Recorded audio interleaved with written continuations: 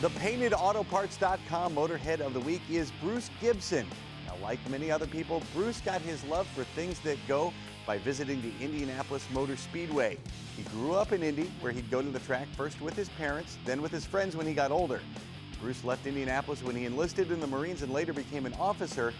He then spent 30 years with the California Highway Patrol, and as a CHP officer, he loved defensive driving and tactical driving, of course, who wouldn't?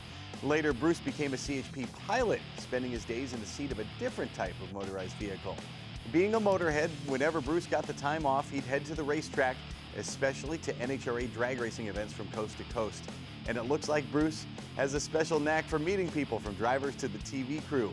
Now, his wife, Kari, tells me the crowds and the noise isn't her thing, but she can never say no when Bruce wants her to go to the track. She says that knowing Bruce is having a good time makes it all worthwhile. Kari, thank you for telling us about Bruce.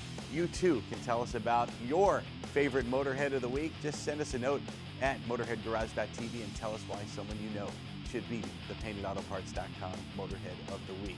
We'll be right back with more Motorhead Garage presented by DragonfireTools.com. Don't go anywhere.